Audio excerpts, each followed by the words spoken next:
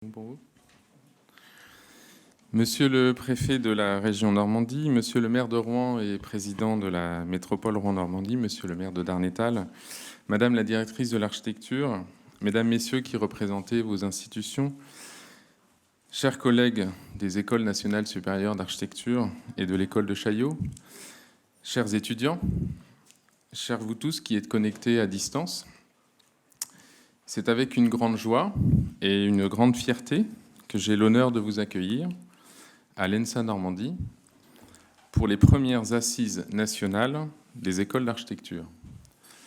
Grande joie parce que ce projet, qui a été initié par le ministère avant mon arrivée à la direction de l'école en 2019, a été plusieurs fois repoussé pour les raisons que l'on sait au cours de cette période de pandémie qui a été et qui reste encore un peu compliquée pour tous les établissements d'enseignement. C'est l'occasion ici de remercier les équipes de la direction de l'architecture et de l'ENSA Normandie, ainsi que le comité d'organisation qui œuvre depuis des semaines au bon déroulement de cet événement. Et en particulier Bastien Fréard, qui, avec ses collègues, en a été la cheville ouvrière. Grande fierté aussi parce que mettre un éclairage particulier sur le travail de nos collègues, enseignants et chercheurs en architecture, au service de la formation des architectes est, je crois, essentiel. La France est un des pays européens qui forme le moins d'architectes, et ce n'est pas un paradoxe qui les rémunère les plus faiblement. Pourtant, qui a bénéficié d'un balcon pendant le confinement pouvait louer la conception généreuse de son logement par l'architecte qui l'a dessiné. La formation des architectes et la formation à l'architecture, ce n'est donc pas qu'un enjeu professionnel, c'est aussi et d'abord avant tout un enjeu sociétal. Et comme l'écrit le professeur et architecte Steen Rasmussen, organiser le cadre dans lequel vit l'homme, c'est le travail de l'architecte. L'architecture est le lieu privilégié de la réflexion et d'expérimentation pour penser ce rapport complexe à notre cadre de vie. Il est fondamental de rappeler qu'à l'heure de la crise climatique, les architectes sont des acteurs majeurs de la transition environnementale. Pour répondre à cet enjeu majeur de redéfinition du monde par le projet, l'ENSA Normandie, comme les 20 ENSA de France, déploie ses formations et sa recherche au sein de l'enseignement supérieur et au service des politiques publiques. Depuis 3 ans, et parmi d'autres choses, nous avons ici créé une formation architecte-ingénieur avec l'INSA de Normandie. Nous avons ouvert une licence délocalisée au Vietnam, à l'université d'Hanoï, en partenariat avec les écoles de Bordeaux et de Toulouse. Et nous renforçons nos partenariats de longue date avec l'université du Havre dans les domaines de la réhabilitation et de l'urbanisme. Des partenariats de plus en plus nombreux se tissent avec les acteurs nationaux et locaux. Et vous aurez l'occasion d'en découvrir lors de ces 2 prochaines journées. L'école est aussi lauréate, avec un consortium de 6 écoles, du plan d'investissement d'avenir sur l'hybridation des enseignements pour un montant de 2 millions d'euros, afin de créer des supports vidéo de formation réunissant les expertises les plus pointues de nos enseignants-chercheurs dans le domaine de la réhabilitation et de l'éco-construction. Quant à la recherche, nous sommes passés en 3 ans de 2 à 13 doctorants, tout en développant des projets de recherche et 2 chaires partenariales sur les matériaux biosourcés et les risques de submersion. Le laboratoire Architecture, Territoire et Environnement, notamment grâce à l'action déterminée de sa directrice Caroline Magnac, que je salue, fonctionne désormais maintenant avec près de 80% de ressources propres, ce qui traduit une réelle volonté de répondre aux attentes des financeurs. Ces développements ne seraient évidemment pas possibles sans l'appui constant et renouvelé de nos partenaires locaux et nationaux. D'abord, la région Normandie, que je veux remercier, au nom de Normandie Université, dont l'école est membre fondateur, pour son soutien à l'enseignement supérieur normand. Ces subventions représentent près de 20% de la dotation de l'école. La métropole Rouen-Normandie, ensuite, qui s'engage désormais pleinement dans l'enseignement supérieur.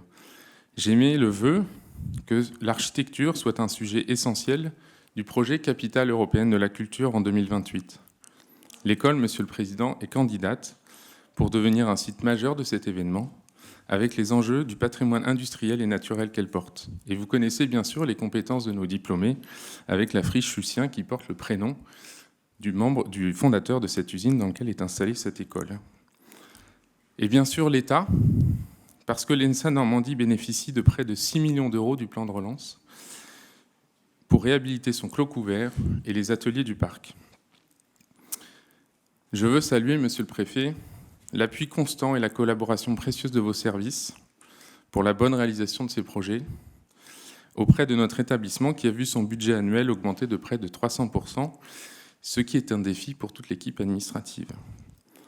L'école disposera enfin de locaux de recherche performants et un équipement pour l'expérimentation. Réalisée en 1984 par l'architecte Patrice Mottini pour 350 étudiants, elle en accueille aujourd'hui près de 650, sans que ces locaux n'aient été agrandis depuis.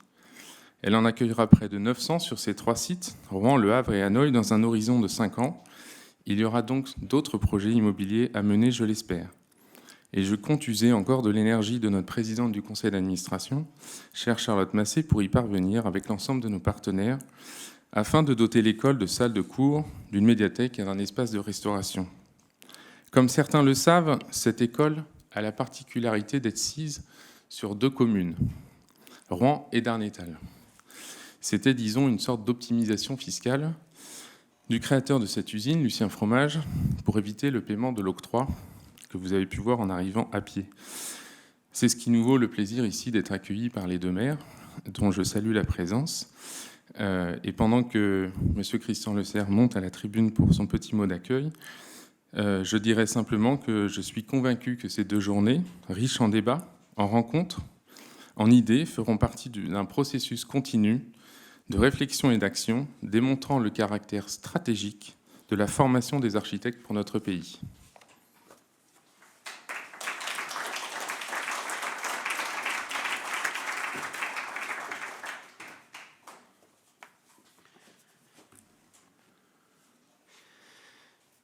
Merci.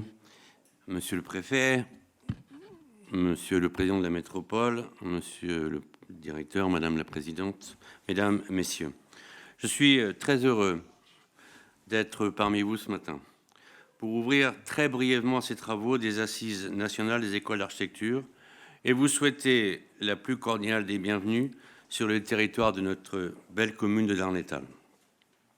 Darnétal, à l'instar des 36 000 autres communes de France, a sur son territoire une architecture que l'on peut qualifier de diverse et de variée. Je n'ai personne à convaincre ici du fait que l'architecture joue un rôle central dans notre société moderne. Que cela soit par exemple à l'occasion d'une épidémie, la conception des projets urbains, des bâtiments, des espaces publics a un rôle déterminant de santé publique, ou que ce soit à l'occasion de la lutte contre le réchauffement climatique. Plus que jamais, aujourd'hui, au cœur de l'avenir de nos concitoyens, au cœur du devenir de l'unité et de la cohésion d'un pays, réside l'architecture. Lorsqu'on parle d'architecture, on parle d'urbanisme aussi, de circulation. On parle de beauté et d'harmonie dans la vie de tous les jours. On parle de conditions de travail, mais aussi de conditions de vie. C'est la raison pour laquelle je souhaite que vos travaux soient extrêmement fructueux, qu'ils soient imprégnés de tous les enjeux sociétaux, environnementaux, sociaux, culturels et économiques. Nous mettons entre vos mains nos espaces urbains. Faites-en des lieux de coexistence. Créez, imaginez le vivre ensemble de demain et le vivre ensemble d'après-demain, qui ne se fera pas sans anticiper la mixité sociale nécessaire à la cohésion d'une cité, sans les circulations douces, sans la proximité. Vous avez à relever le défi de transformer l'existant. Un véritable enjeu architectural, mesdames et messieurs. Un enjeu de politique publique, monsieur le préfet. Un enjeu de politique au sens noble du terme. Un enjeu aussi de politique majeure. Je vous souhaite à toutes et à tous d'excellents travaux. Merci.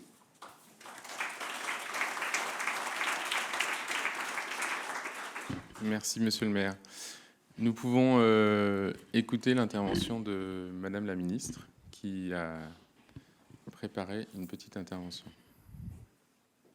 Monsieur le préfet de région, mesdames et messieurs les élus, mesdames et messieurs, chers amis, je ne peux malheureusement pas être à vos côtés ce matin à Rouen, mais je suis heureuse de pouvoir vous adresser ces quelques mots en ouverture de ces premières assises des écoles nationales d'architecture et de l'école de Chaillot, organisées dans le cadre des Journées nationales de l'architecture. Élus des territoires, professionnels et membres du réseau des écoles nationales d'architecture, vous êtes nombreux à avoir fait le déplacement aujourd'hui à l'ENSA Normandie pour échanger autour du thème « Transformer l'intervention de l'architecte sur l'existant ». Je ne sais pas si ces 2 jours seront suffisants pour faire le tour de la question, mais vous aurez l'occasion d'analyser, grâce au panel prestigieux d'intervenants, les mutations à l'œuvre dans le métier d'architecte face aux défis d'une construction plus économe, plus respectueuse de l'environnement et qui intègre les nouvelles attentes de nos concitoyens en matière d'habitat. C'est aussi l'opportunité d'approfondir les liens qui unissent les équipes de recherche et les étudiants de nos 20 ENSA avec les collectivités locales dans le cadre de leur nouvelle mission d'expertise issue de la réforme de 2018. Renforcer les échanges entre les écoles d'architecture et les territoires est la source d'un enrichissement réciproque et je ne peux que rappeler devant vous ce matin mon attachement profond à de telles coopérations. Les collectivités bénéficient de la qualité de la formation dispensée dans notre prestigieux et exigeant réseau des ENSA, au service de leurs propres besoins en matière d'urbanisme et d'aménagement. Les étudiants y trouvent, quant à eux, une opportunité de confronter leurs acquis aux exigences du terrain et de mettre en pratique leur formation dans un cadre professionnalisant. Dans cet esprit, ces assises ont été imaginées pour croiser au maximum les regards sur la coopération entre les collectivités territoriales et les écoles d'architecture. Les contributions des intervenants feront la part belle aux initiatives déjà en cours. Je pense par exemple aux projets menés conjointement par des étudiants de l'ENSA Normandie et de l'ENSA Paris-La Villette avec les communes de Cherbourg et de Lisieux dans le cadre du plan Action Cœur de Ville, désormais parfaitement identifié de l'ensemble de nos partenaires. Ces 2 journées seront nourries de multiples exemples aussi fédérateurs qu'enthousiasmants. Je suis heureuse que ce dialogue grandissant entre les collectivités territoriales et les ENSA se traduise aussi par une adaptation des parcours d'études. Je me réfère par exemple à l'atelier Architecture, ville et territoire en milieu tropical, développé par l'antenne de la réunion de l'ENSA à Montpellier au niveau de son master. Grâce à leurs compétences ciblées pour répondre au mieux aux besoins du marché du travail, nos diplômés s'inséreront d'autant plus facilement dans le monde professionnel. C'est une dimension essentielle que nous devons tous avoir à l'esprit. Je tiens à remercier les membres du comité d'organisation des assises pour avoir construit ce programme, et notamment les services de la Direction générale du patrimoine et de l'architecture, ainsi que Frédéric Bourrat, directrice régionale des affaires culturelles, et ainsi que l'ensemble des intervenants qui se sont rendus disponibles pour partager leurs connaissances et leurs expériences. Vos débats seront sans nul doute des plus passionnants. Je tiens également à saluer l'énergie déployée par Raphaël Labruni et les équipes de l'ENSA Normandie pour la préparation de ces assises. Merci à vous de les accueillir aujourd'hui au sein de votre établissement. Ces journées sont un moment précieux pour la vie de notre réseau d'écoles d'architecture. Outre le plaisir de vous retrouver, que je perçois même à distance, Ce rendez-vous doit être pour vous, toutes et tous, l'occasion de nouveaux projets communs et de réflexion sur notre cadre de vie et notre patrimoine. Aurélie Couzy, directrice de l'architecture, aura l'occasion, dans quelques instants, de vous rappeler tout l'attachement que nous portons aux ENSA, qui sont les dépositaires et les transmetteurs d'un savoir d'excellence au plus près des réalités de nos territoires. Je vous souhaite à toutes et à tous 2 journées de fructueux échanges afin que vous puissiez dire à l'issue vivement la 2e édition.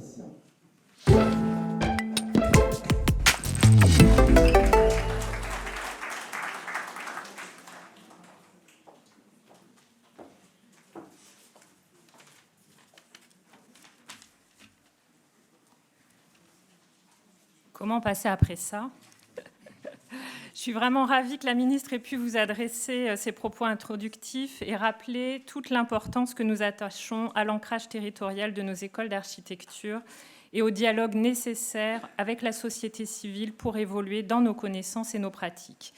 Ça a été rappelé, nous faisons face à des enjeux de société de plus en plus complexes et nécessitant d'apprendre des autres en permanence.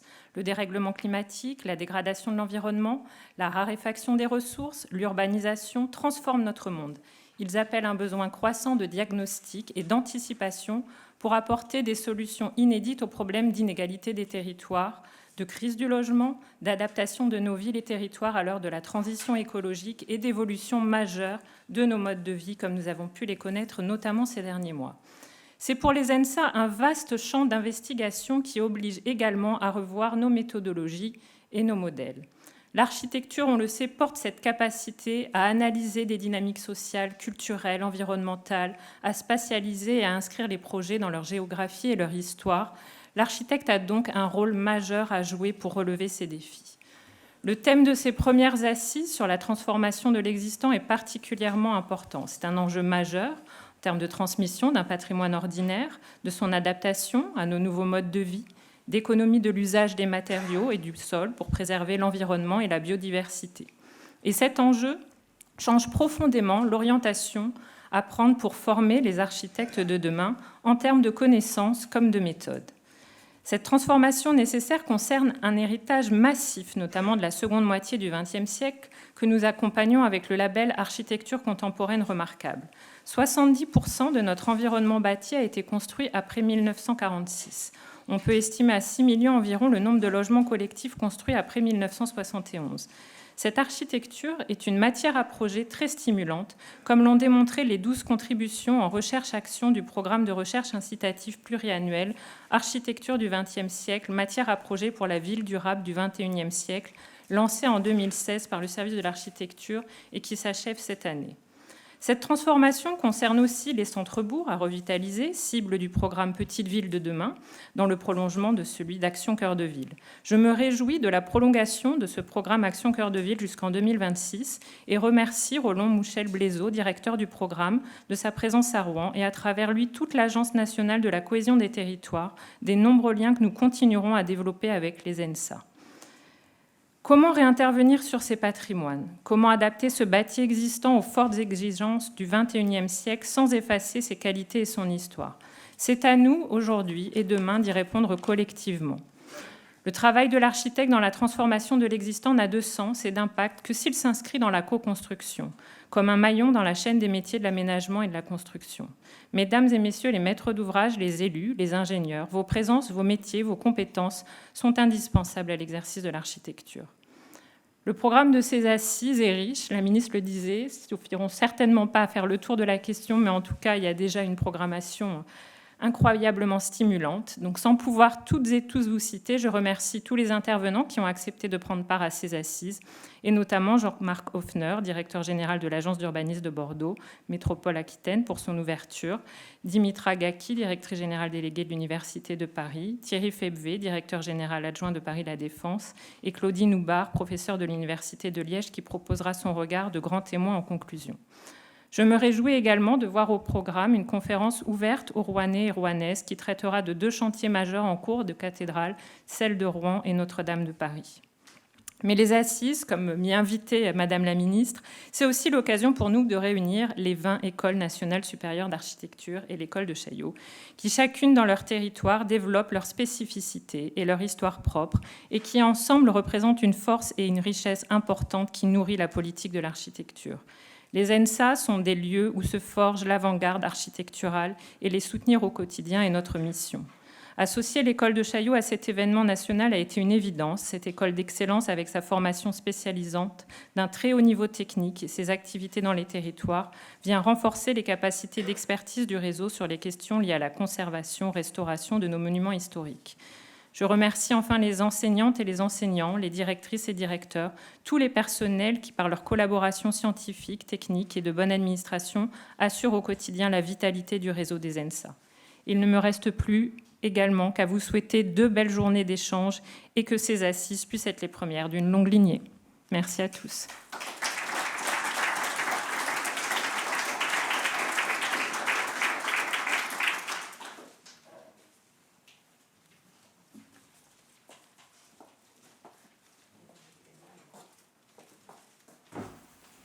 Monsieur le préfet, c'est... Non, c'est monsieur... Si vous voulez dire un mot, monsieur, meilleur signal, mais comme c'était.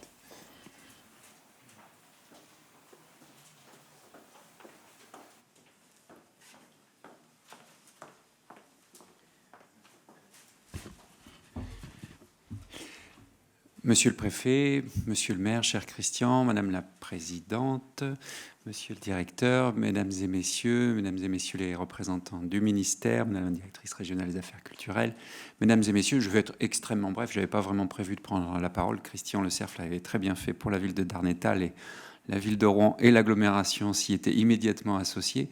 Mais simplement vous dire quelques mots-clés, du coup, qui me semblent importants et qui résument aussi nos attentes du point de vue des collectivités locales.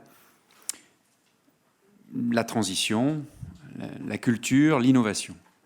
La transition, parce qu'effectivement, nous sommes engagés, à vrai dire, c'est l'enjeu de ce siècle, vous le savez bien, pour non seulement atténuer les conséquences d'un réchauffement qui est déjà à l'œuvre, mais aussi anticiper et s'adapter. Et je voudrais insister sur ce point-là parce qu'il me semble, je ne suis évidemment pas architecte, mais il me semble que vos professions, vos métiers, vos enseignements, vos activités de recherche ont un rôle décisif à jouer dans cette logique d'anticipation.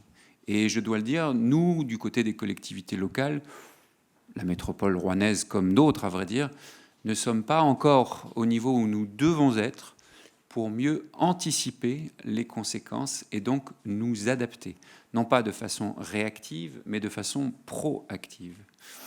Nous allons par exemple du côté de la métropole Rouen-Normandie délibérer, je l'espère avant la fin de l'année, sur une stratégie pluriannuelle et même pluridécennale d'adaptation du territoire aux conséquences du réchauffement et en particulier en matière d'aménagement, d'urbanisme et donc en particulier en matière d'architecture.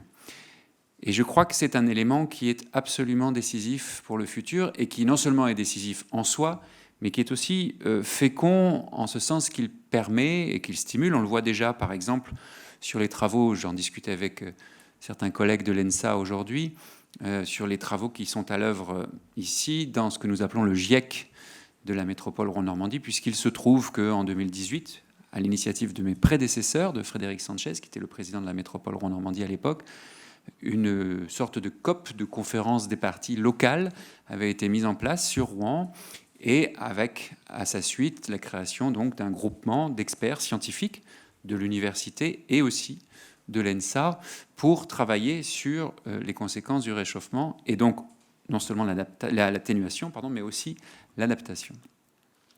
La culture, ça a été dit tout à l'heure, et j'ai bien saisi l'allusion, mais ce n'était pas une allusion très implicite, elle était parfaitement explicite et c'est normal. Il se trouve, j'espère qu'ici il n'y a personne de Clermont-Ferrand, si je crois. Je le dis avec amitié, puisque Olivier Bianchi, le maire de Clermont-Ferrand, est très engagé, comme beaucoup de gens le savent, sur les enjeux culturels, et il se trouve que Clermont est aussi candidate pour être capitale européenne de la culture 2028, et a un dossier très sérieux. Très sérieux. Mais nous avons la faiblesse de croire que le meilleur dossier, c'est le nôtre. Quand je dis le nôtre, ça n'est pas Rouen, c'est Rouen de Vernon-Giverny jusqu'au Havre. Et chacun voit la logique. Il suffit de s'intéresser un tout petit peu au fleuve et à l'impressionnisme pour la comprendre. Blague à part, il y a d'autres candidatures qui sont tout à fait sérieuses et c'est très bien comme ça, il faut une saine émulation. Mais au-delà de la candidature en elle-même et du titre, évidemment, il y aura un processus, une compétition, un gagnant, et puis voilà. Ce qui est intéressant, c'est la dynamique. Et cette dynamique, elle implique, et elle doit impliquer de plus en plus, puisqu'on va rentrer dans le dur, puisque le dépôt des dossiers, c'est en 2022, tous les acteurs culturels. Évidemment que l'ENSA de Normandie, et à travers elle, tout le réseau qu'elle entretient et qu'elle favorise et qu'elle développe, doit être partie prenante, et plus que partie prenante. Il est bien entendu évident, ne serait-ce que pour la raison que j'ai évoquée précédemment, c'est-à-dire l'adaptation au réchauffement climatique, que l'ENSA et son réseau doivent être des acteurs majeurs de notre projet. Donc on aura l'occasion d'y revenir, mais c'est un projet culturel qui est bien trop important pour être confié aux seuls acteurs culturels, et surtout pas aux seuls acteurs politiques. Donc c'est un projet de société locale, mais quand même, chacun a vu sa puissance transformatrice à Marseille, par exemple, ou à Lille en 2004. On a la faiblesse de penser qu'on peut aussi y arriver ici. Et j'ajoute, parce que tout le monde ne le sait peut-être pas, alors je vais le dire, mais ça se voit à vrai dire à la nature architecturale du bâtiment de l'ENSA, que ce qui caractérise vraiment l'agglomération rouennaise, c'est particulièrement vrai à Darnétal, à Rouen, mais c'est vrai dans toute l'agglomération, c'est cette espèce d'intrication entre les enjeux naturels, écologiques, et les enjeux industriels et sociaux. Vous le voyez à ce bâtiment. Vous le voyez dans toute l'architecture diverse dont parlait Christian Le Cerf tout à l'heure, vous le voyez à Rouen. Ici, c'est en même temps comment on résout les enjeux de fin de mois et de fin du monde. Et c'est dans l'air. Et quand je dis c'est dans l'air, je ne fais pas juste allusion à un incendie. Troisième élément, l'innovation.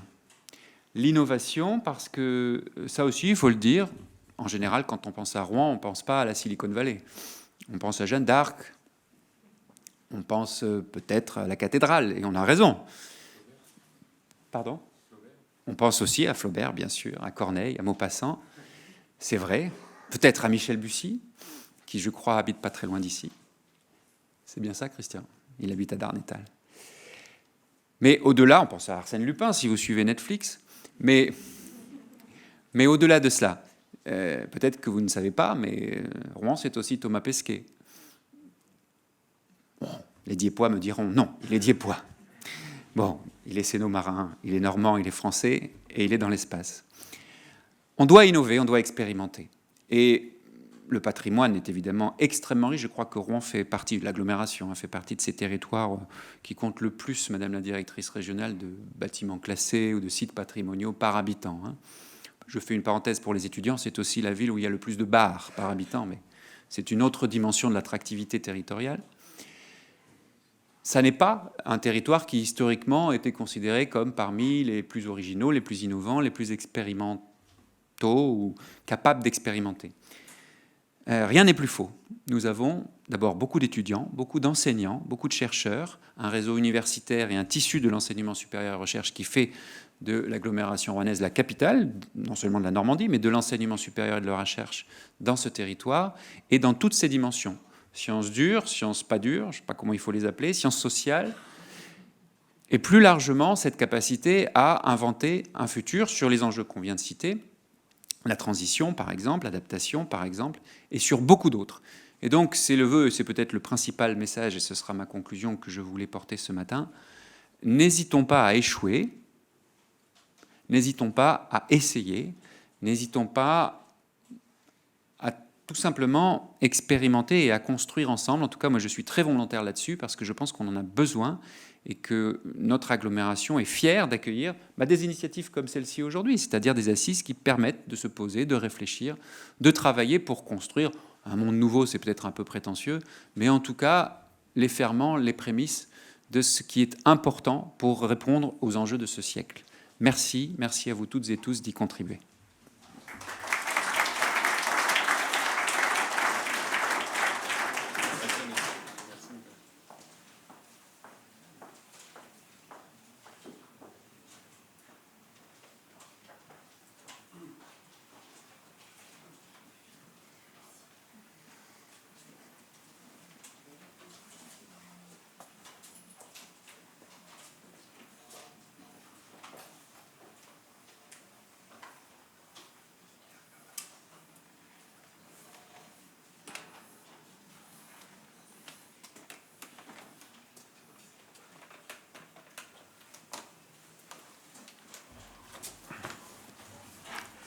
Je teste l'accessibilité. Excusez ce petit retard.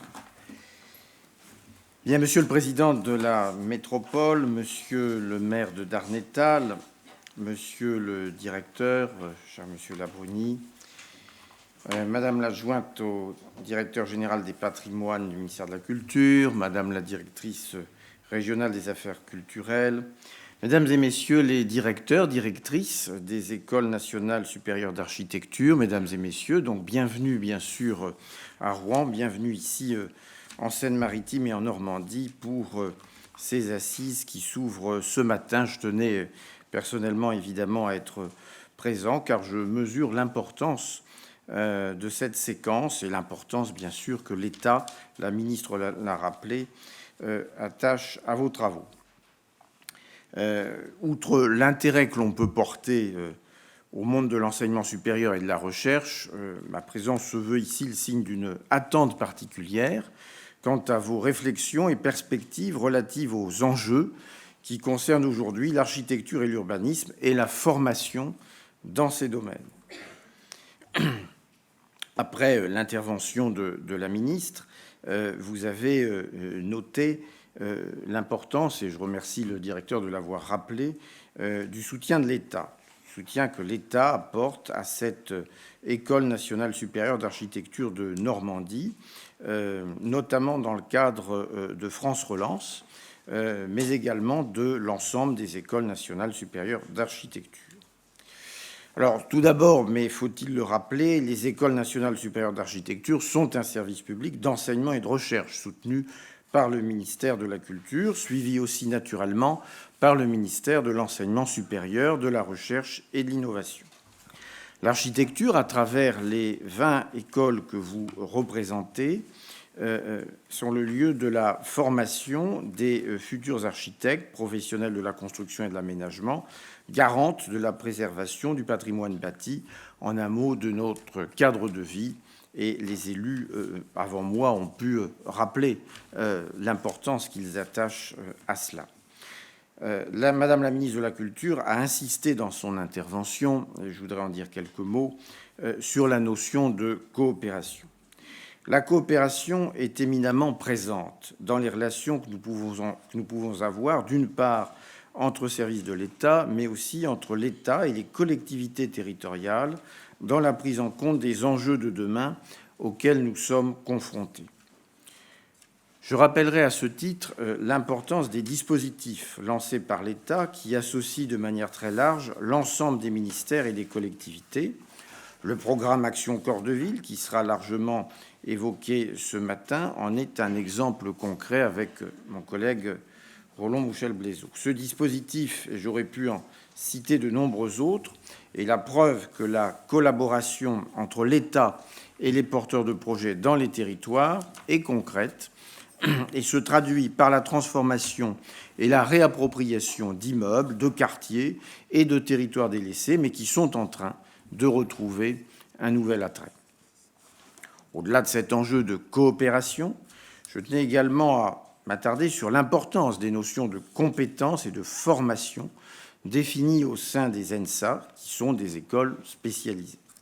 Cette spécialisation implique, au moment de la formation professionnalisante des acteurs que sont les architectes, l'exigence de la qualité d'enseignement de la discipline architecturale qui doit trouver son équilibre avec la notion de création propre au métier d'architecte.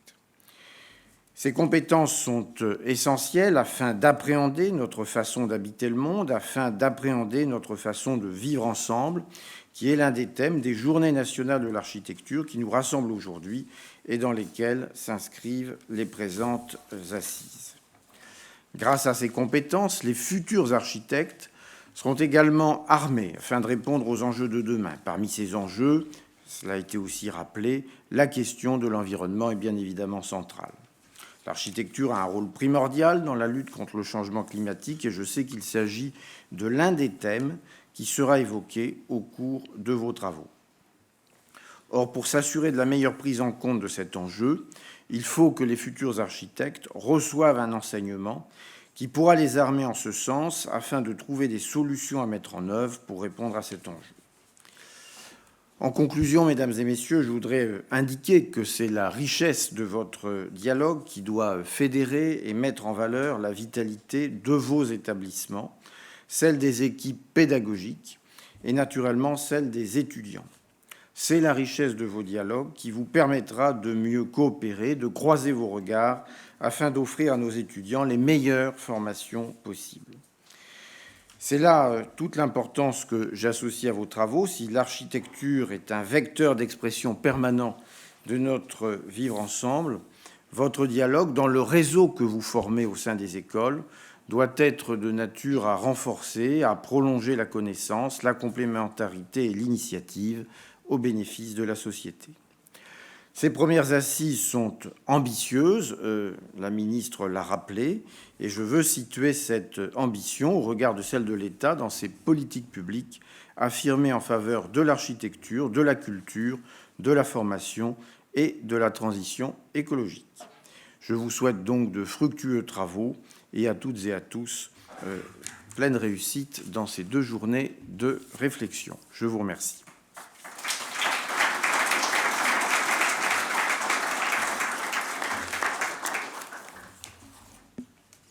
Merci, Monsieur le Préfet. Pardon. On a l'occasion d'accueillir et le plaisir d'accueillir Jean-Marc Hoffner comme grand conférencier. Aurélie Couzy l'a présenté et vous avez parmi quelques-uns de ses nombreux titres dans votre programme. Je voudrais juste insister sur le fait qu'avec le comité d'organisation, nous avons souhaité inviter un grand professionnel. Ça, c'est première des qualités de Jean-Marc, mais aussi quelqu'un qui n'est pas architecte et qui peut éclairer nos travaux d'enseignants en architecture dans une longue perspective au regard des enjeux qui sont posés dans cette première formule des assises qui s'intéresse à la question de l'intervention de l'architecte sur l'existant. Merci. Merci beaucoup. Bonjour à chacune et chacun d'entre vous. Merci de m'accueillir dans cette urbanité verdoyante. Bon, je comprends bien l'incongruité de ma présence, mais je l'assume et j'espère très modestement que je pourrai vous proposer quelques suggestions, quelques analyses qui aideront à la suite de vos travaux. Premières assises, ce n'est pas rien. On s'étonne même qu'il ait fallu attendre 2021 pour que ce type de dispositif puisse s'élaborer, mais je ne doute pas effectivement que cela continuera parce que vous avez d'une certaine manière la chance de n'avoir que 20 écoles d'architecture. Et donc il y a un petit milieu à taille humaine, si je puis dire, qu'on ne trouve pas forcément dans d'autres milieux de l'enseignement supérieur. Regard décalé donc, mais bienveillant, d'autant que, comme chacun le sait, l'architecture est toujours en crise, se sent toujours mal aimée. C'est un peu la même chose du côté des urbanistes, qui disent beaucoup de mal des architectes. Donc, nous sommes en terrain commun d'une certaine manière, parce que, plus globalement, je pense que tous nos métiers sont plutôt mal compris, mal appréhendés, et que c'est intéressant, de ce point de vue-là, de travailler ensemble. Alors, un titre un peu ronflant, mais que je vais essayer de développer. Comment réinventer les manières d'habiter la Terre à l'heure de la transition écologique. Ce mot d'ordre, tous les métiers de l'aménagement, de la construction, du développement local, pourraient les prendre à leur compte.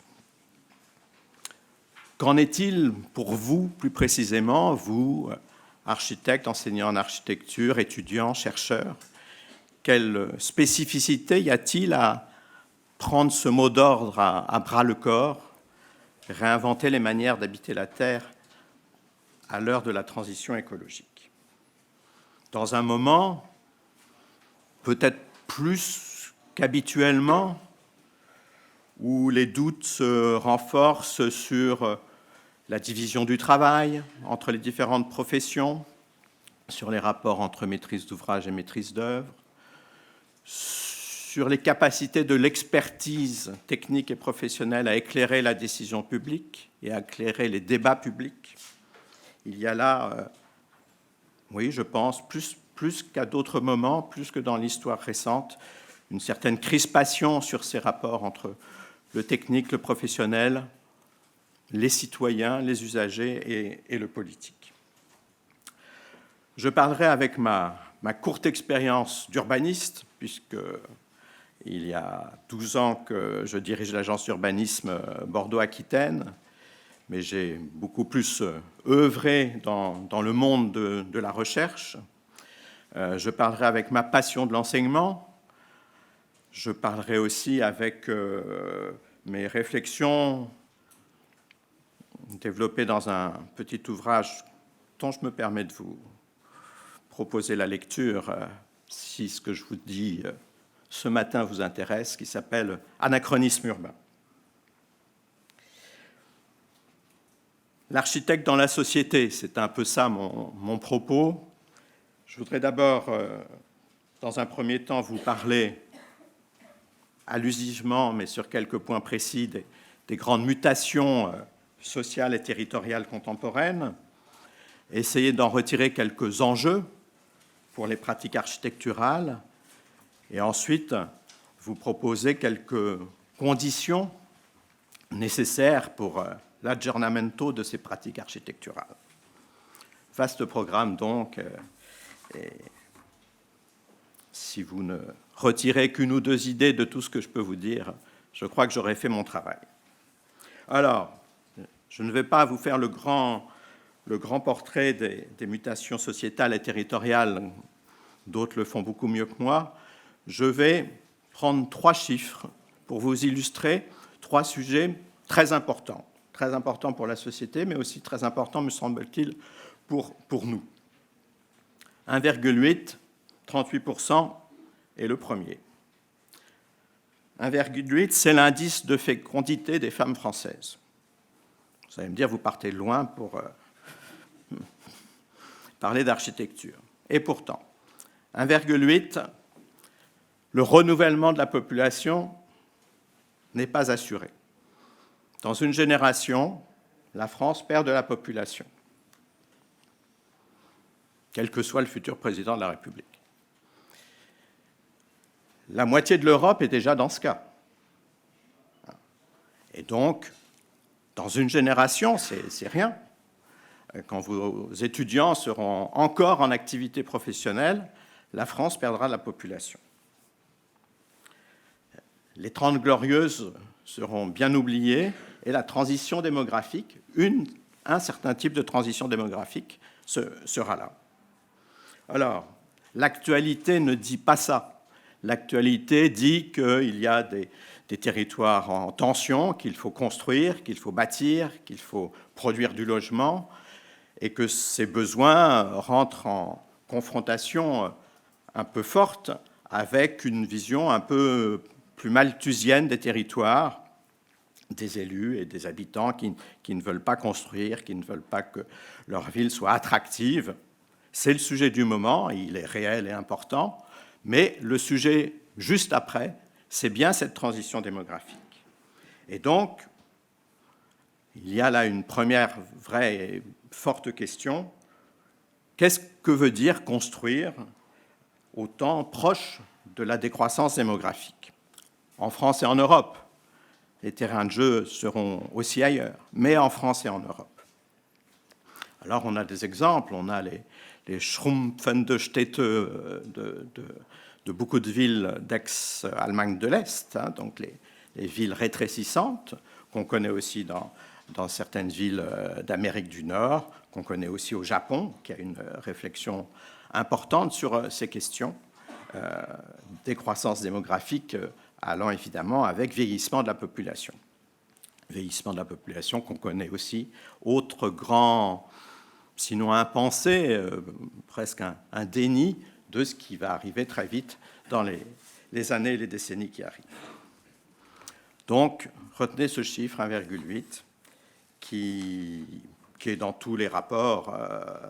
Il n'y a pas de débat sur ce chiffre, si je puis dire. S'il y a une science à peu près plutôt dans les sciences dures, c'est bien la démographie.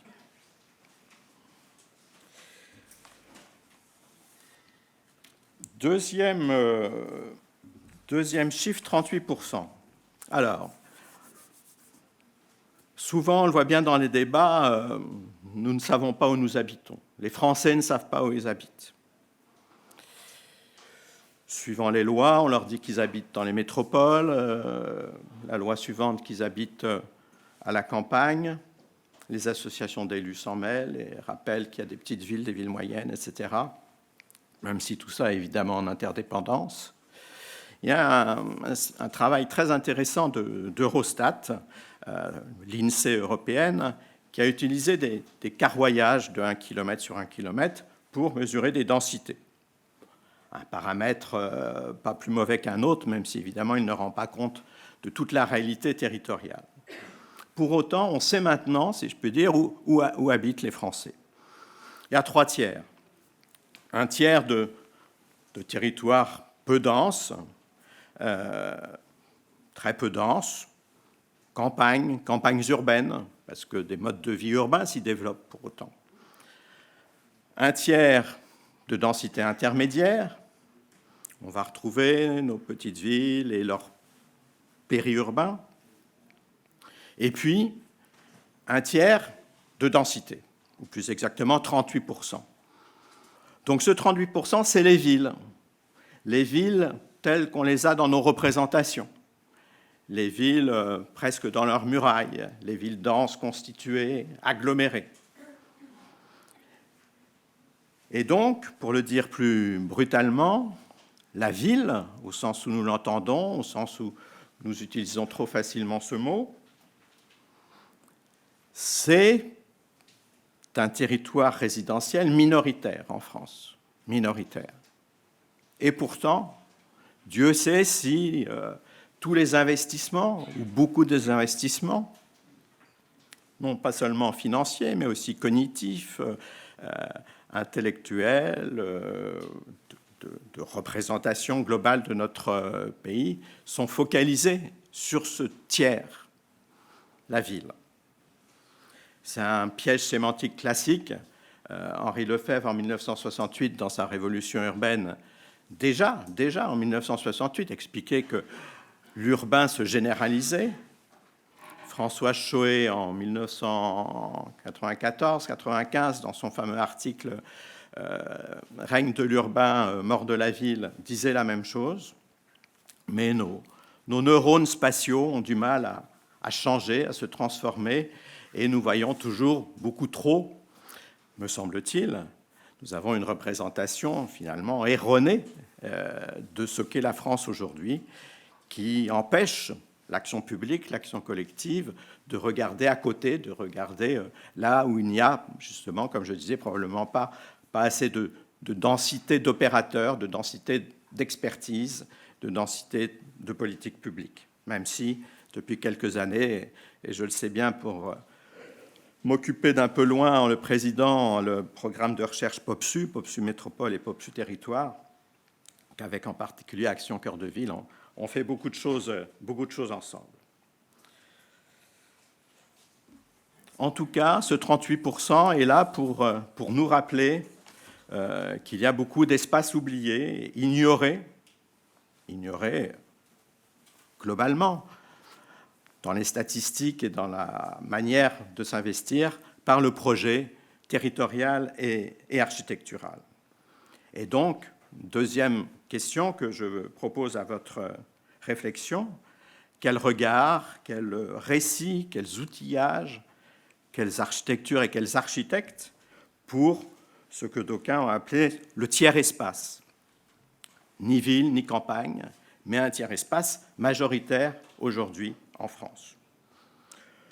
Probablement mieux appréhendé ailleurs, je ne dirais pas cela à chaque fois, mais là encore, les Allemands avaient inventé la notion de Zwischenstadt, qu'il y a entre les villes, les Italiens, leur fameuse città diffusa. D'aucuns, ici dans cette salle aussi, s'en préoccupent, je le sais, mais ces pays ont peut-être eu, moins que nous, sinon la haine, du moins le déni de ce fameux territoire périurbain. Voilà.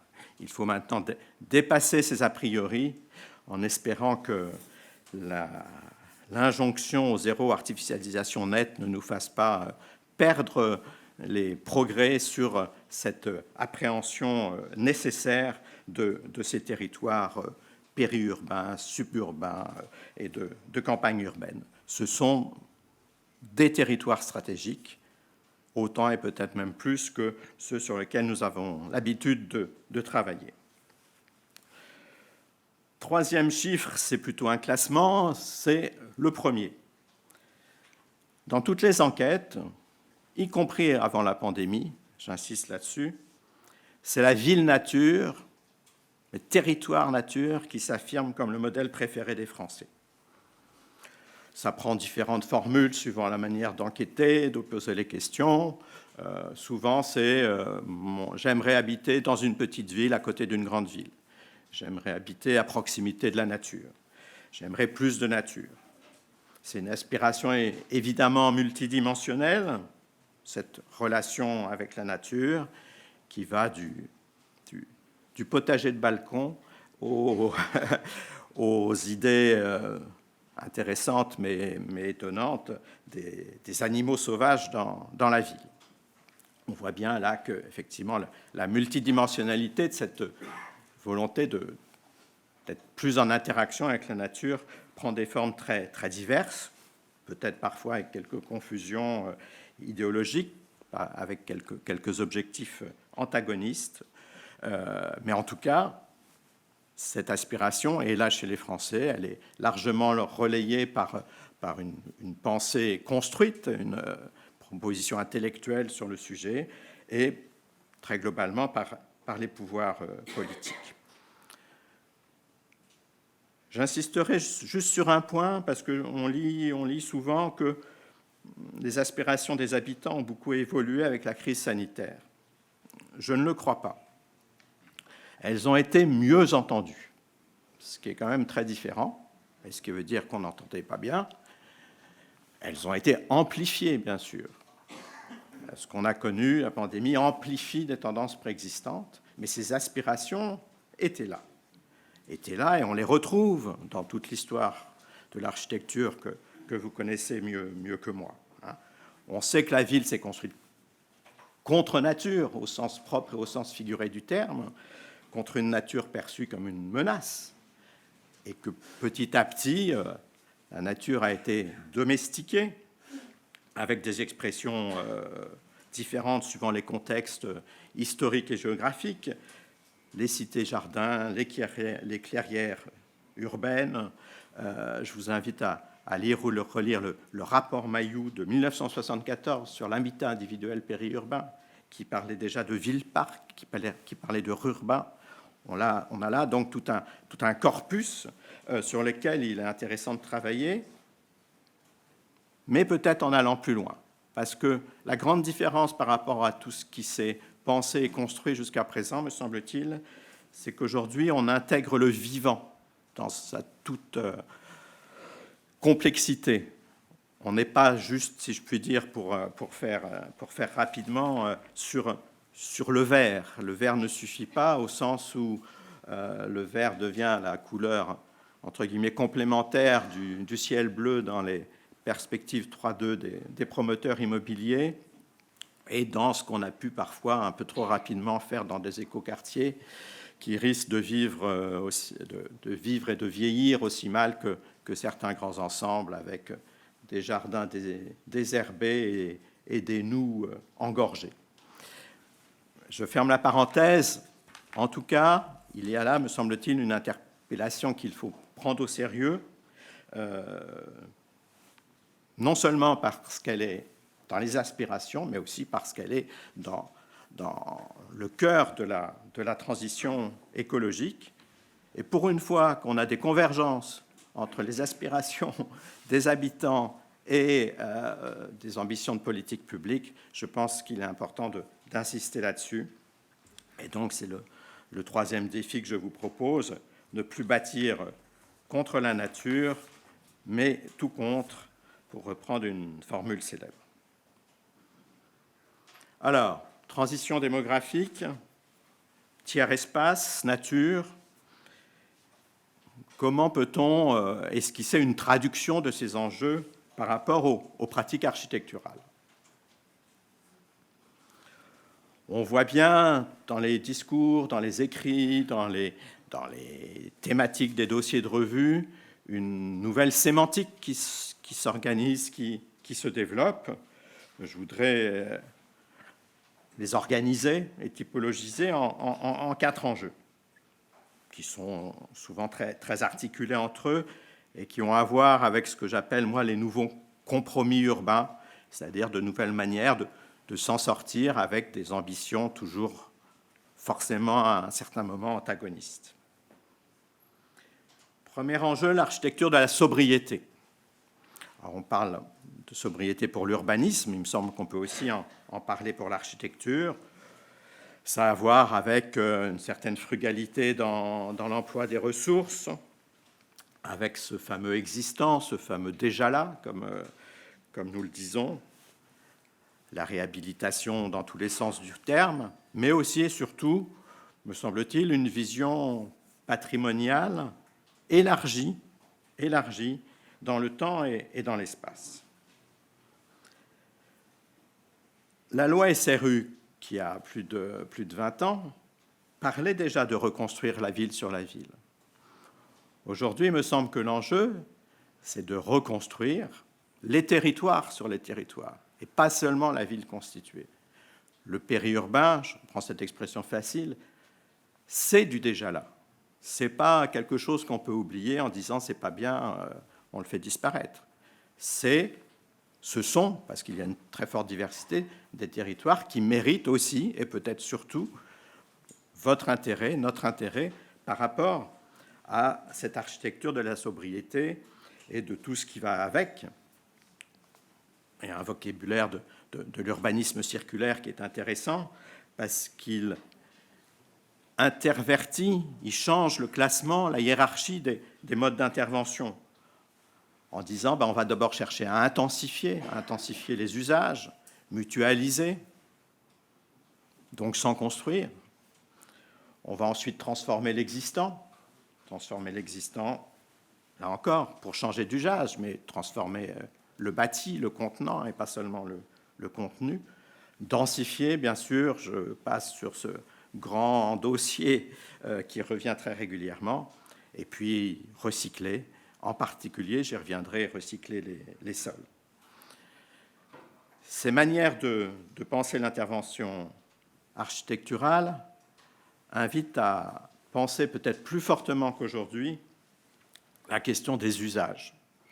Alors c'est un reproche que l'on ose parfois faire aux architectes, de penser à ce qui se passe et surtout ce qui se passera ailleurs, et d'aller voir ce qui se passe ailleurs par rapport à ce qui était prévu, ou de faire en sorte qu'il y ait une flexibilité possible pour des usages nouveaux. C'est quelque chose qui est également intéressant à regarder.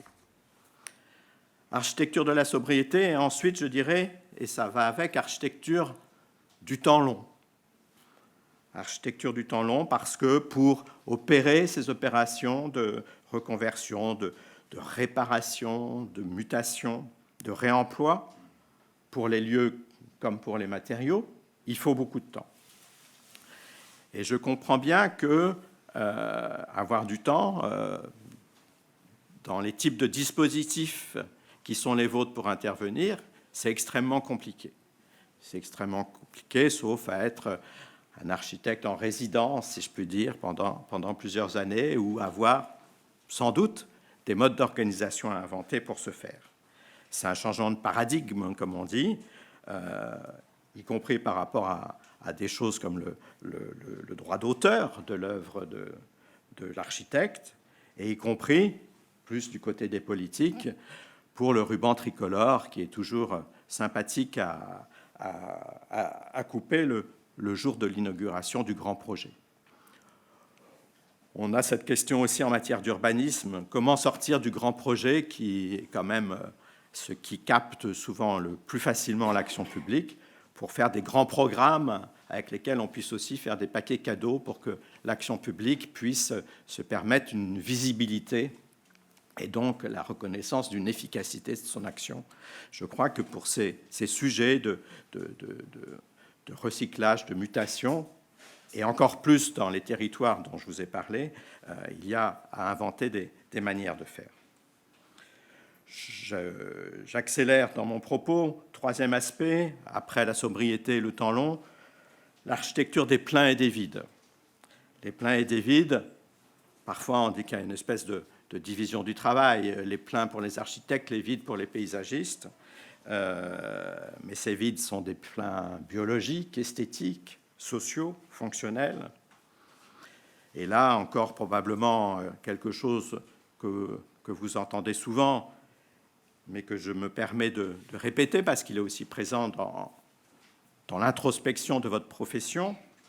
Sortir de l'objet, sortir de la maquette, sortir des murs, sortir des parcelles, sortir du périmètre pour s'intéresser aux interdépendances, aux multi-échelles et aux espaces publics et naturels qui n'ont pas de raison d'être, si je puis dire, la propriété des paysagistes plutôt que la vôtre.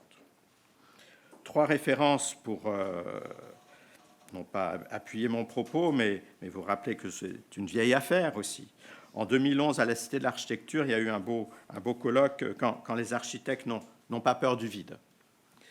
Une référence intéressante, Jean-Claude Nicolas Forestier, qui était un créateur de la Société française des architectes urbanistes au début du XXe siècle, qui a beaucoup travaillé sur l'articulation entre la ville et les systèmes de parcs, qui étaient déjà dans l'idée de système, et qui se passionnait pour la botanique. Et puis Lao Tzu, auquel on fait dire beaucoup de choses, mais comme Christian de Portzamparc l'a repris, je me permets, qui dit « Ma maison, c'est le vide entre les éléments, parce que c'est dans ce vide que j'habite. » Là encore, comment est-ce qu'on se rémunère en travaillant sur le vide? Et quand on est architecte, je ne le sais pas, je n'ai aucune proposition sur ce sujet, mais c'est évidemment une variable importante de l'équation. Dernier élément, l'architecture des usages. La physiologie plutôt que l'anatomie. L'usage, ça va de l'ergonomie des surfaces à l'appropriation des espaces selon les rythmes urbains. Ça va vers les questions de maintenance, d'appropriation, de l'idée qu'on passe ou qu'on s'intéresse certes à la forme, mais qu'on s'intéresse aussi à ce qui se passe à l'intérieur de cette forme. Un point d'attention sur les sols. Les sols, c'est la relation entre les espaces ouverts et les espaces fermés. C'est l'articulation entre les pleins et les vides. C'est un énorme sujet en termes de biodiversité. C'est un énorme sujet en termes de confort d'usage. Et donc, pour avoir un mauvais slogan, pas d'architecture hors sol. Pour résumer ces quatre aspects, la sobriété, le temps long, les pleins et les vides et les usages, je parlerai volontiers d'une architecture du ménagement. Alors c'est un mot qu'on commence à voir. C'est un mot que j'utilise depuis longtemps pour ma part parce que quand j'étais chercheur, j'avais un collègue sociologue, Michel Marié, qui en 1985 avait écrit un article qui s'appelait « De l'aménagement au ménagement du territoire ». Et puis le terme a été repris par Thierry Pacaud, par Philippe Madec, par beaucoup d'autres aujourd'hui. Je trouve qu'il a des connotations intéressantes qui synthétisent bien une bonne partie de mon propos. C'est le soin de la terre, c'est l'épaisseur du social, c'est l'accompagnement du changement, le care, comme disent certains. En tout cas, des connotations qui résonnent bien par rapport aux préoccupations que j'ai pu vous énoncer. Et puis, je ne résiste pas à quelques références bordelaises. Lacaton Vassal, l'humilité intelligente, Christophe Hutin, la partition ouverte pour des projets évolutifs des lieux de vie. Et puis leur professeur, Jacques Ondelat, qui souhaitait toujours élargir le champ d'intervention de l'architecte et voir le merveilleux dans l'existant. Voilà. Une grande communauté d'architectes bordelais. Je me plains à certains des pavés non sciés sur le parvis de la gare qui n'ont pas intégré la grande invention que sont les valises à roulettes, mais je préfère là aujourd'hui vous parler de Lacaton-Vassal, de Hutin et de Ondelat.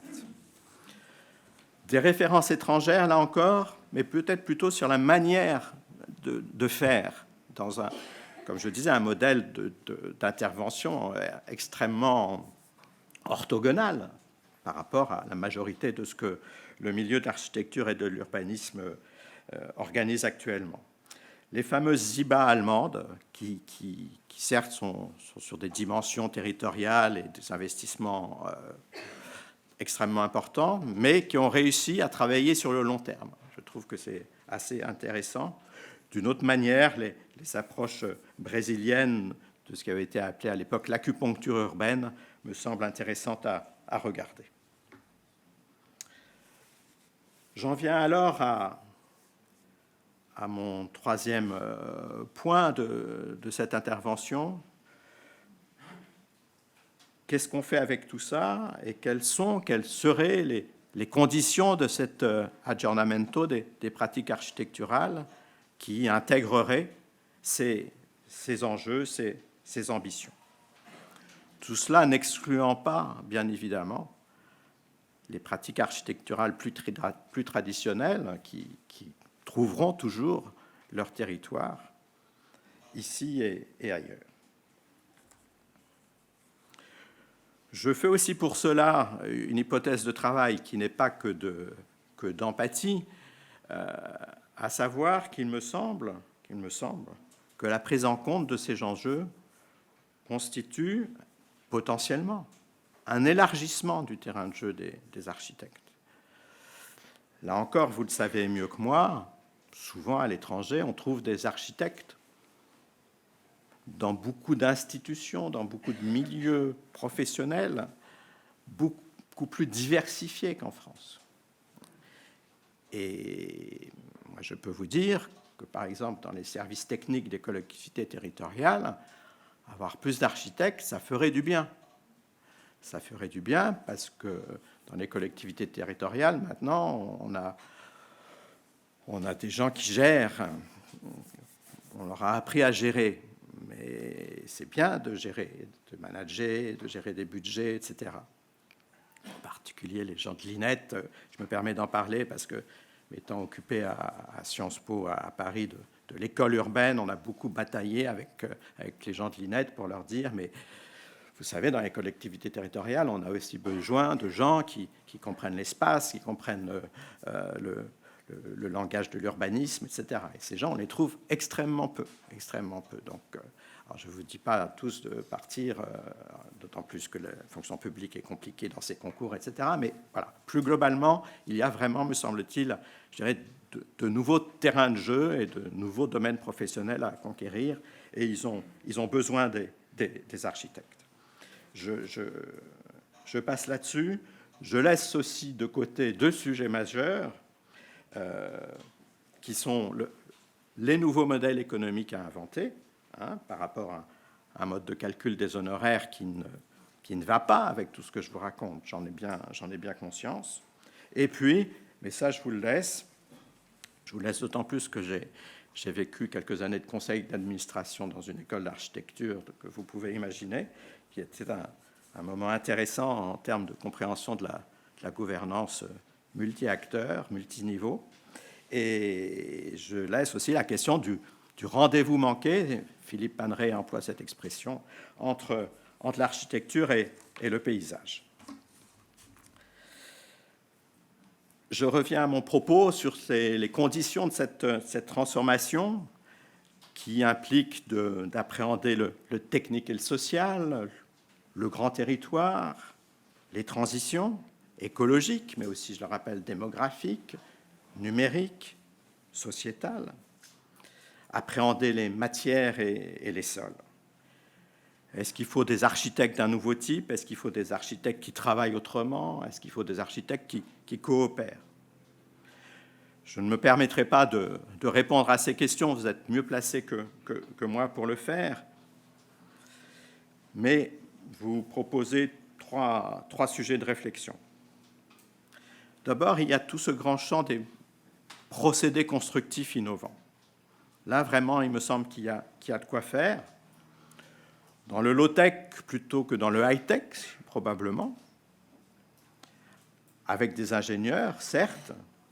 Je connais aussi les difficultés de la complémentarité entre formation d'ingénieur et formation d'architecte, mais il y en a qui marchent. Ça peut être une ambition intéressante à certains endroits et à certains moments, avec des chercheurs, avec de nouvelles compétences acquises en formation initiale ou en formation continue. C'est capital pour la réhabilitation et la rénovation énergétique. C'est important pour l'économie circulaire des matériaux de construction.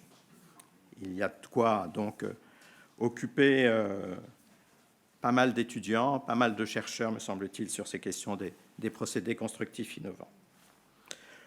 Deuxième paquet, autour des modes d'habiter qui permettraient l'expression de la diversité des modes de vie.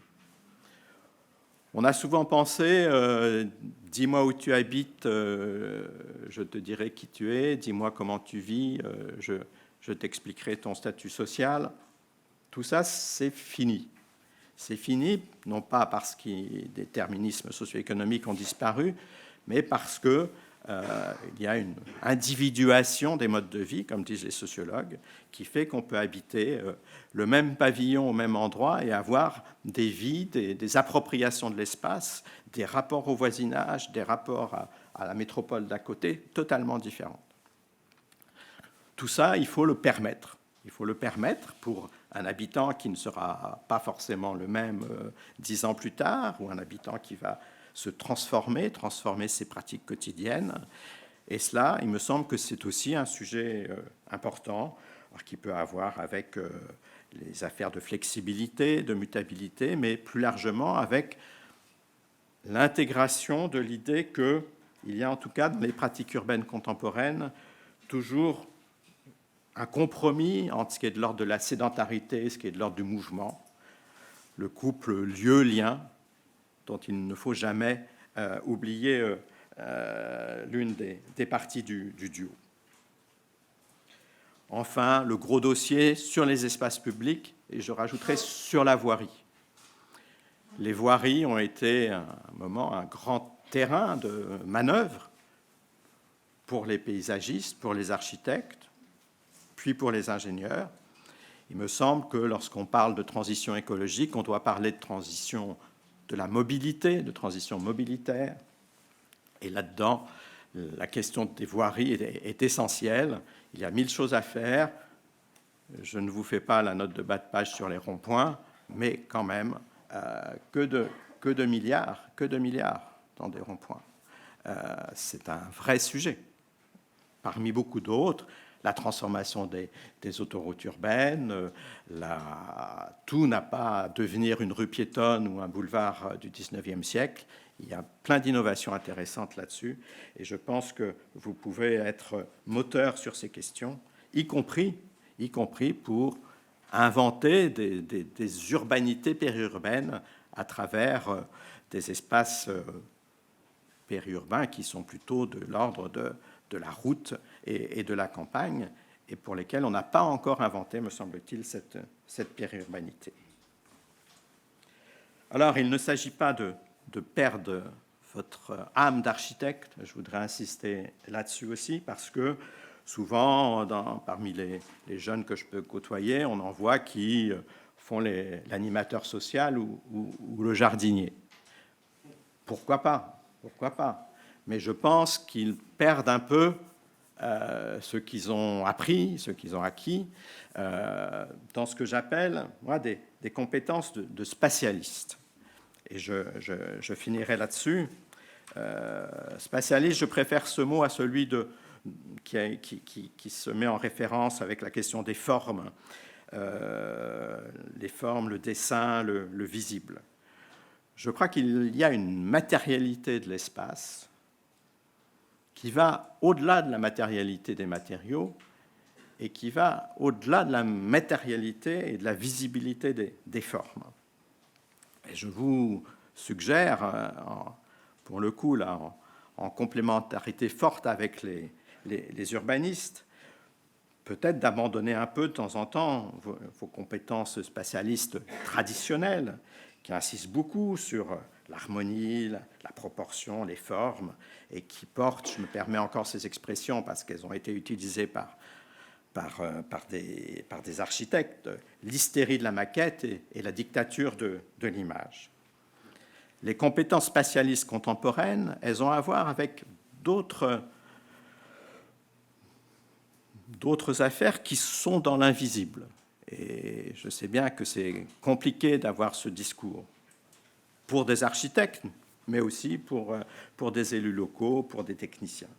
Parler de l'invisible, c'est parler de la mesure, des métriques, des échelles, ces fameuses échelles, et Philippe Boudon a écrit des choses superbes sur cette question, et des articulations d'échelles, les liens, les espacements, la lisibilité de l'espace. Tout ça, c'est de la compétence de spatialiste. Ces compétences, très peu de professions les ont. Et peut-être est-ce vous qui l'avez pratiquement tout seul, si je puis dire.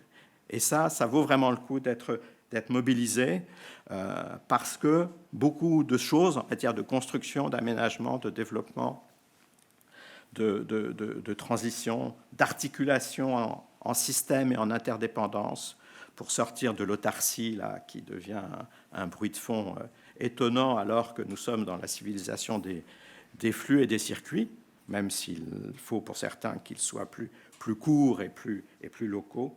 Je pense que ces compétences de spatialistes sont majeures et que vous pouvez assez facilement les mobiliser par rapport à tous les enjeux dont je vous ai parlé. Il y a le génie des lieux, il faut y ajouter le génie des liens. Voilà. Et si nous avons besoin de mots accrocheurs, Edgar Morin parle de reliance pour parler des réseaux, des liens, des systèmes, de la complexité. La complexité, c'est bien la complexité. On va avoir une loi 4D dont le dernier D est décomplexifié. On a été quelques-uns à essayer de faire comprendre que la complexité, c'était le monde d'aujourd'hui. Voilà, à un moment, il y a eu 3D et un S, simplification, et le 4e D est revenu. Ce n'est pas très grave. La reliance est toujours là, Edgar Morin aussi. Et je vous proposerai, en synthèse des synthèses, d'œuvrer, y compris en travaillant dans les jours qui viennent, à une architecture du ménagement qui soit aussi une architecture de la reliance.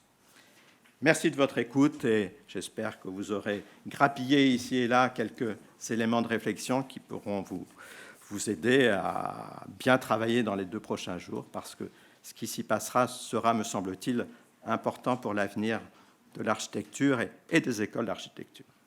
Merci à vous.